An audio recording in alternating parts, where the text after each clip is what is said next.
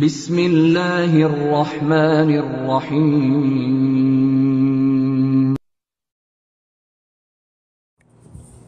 ওয়ালাইকুম আসসালাম রহমতুল্লাহ বারাকাতুহু।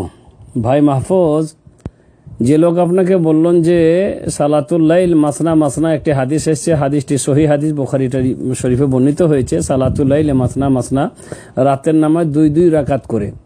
তো ওনাদের বক্তব্য যেটা আপনি বললেন যে এখানে কোনো সংখ্যা নির্দিষ্ট করা হয় নাই, অতএব দুই দুই রাকাত করে যতটা পড়া যায়। তো এখানকার শেখ, আমরা সৌদি আরবের শেখ মাশায়েখরাও বলছেন যেহেতু নির্দিষ্ট করা হয়নি তাই রাতের নামাজকে কম বেশি করা যায়। বুঝতে পারলেন? যেহেতু এখানে রাসূল করিম সাল্লাল্লাহু আলাইহি সাল্লাম নির্দিষ্ট করে একটা সংখ্যা বলেননি, তাই এখানে কি বলে আপনার রাতের নামাজ যেটা নফল তাতে কম বেশি করা যায়। কিন্তু আমরা বলি যে আল্লাহ রসুল সাল্লাল্লাহু আলাইহি সাল্লাম থেকে যে মা আয়েশা বলে দিলেন বুখারী শরীফে যে তিনি 11 রাকাতের বেশি পড়তেন না, তাহলে আবার নির্দিষ্ট হলো না কি করে? এখানে আল্লাহ নবী একটি হাদিস বললেন, কিন্তু আর একটা হাদিসে তো বলা হলো যে তিনি 11 রাকাতের বেশি পড়তেন না।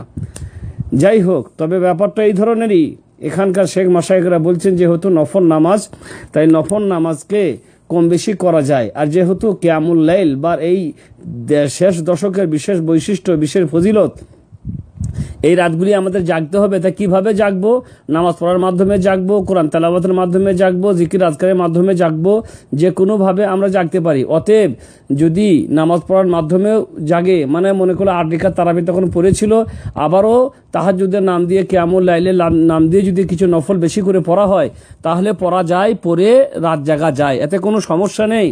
হ্যাঁ, রাত জাগার ব্যাপারটা আছে হিসাবে ওই নামাজ পড়ার মাধ্যমে রাতটা জাগা যায়। কিংবা এমনও করা যায় যে 4 রাকাত ওই রাতে পড়লাম, আর 4 রাকাত এই রাতে বিতের সহ এই রাতে মনে করলে 7 রাকাত, আর একটু লম্বা লম্বা কিরাত করলে মোটামুটি রাতটা কভার হয়ে যায়।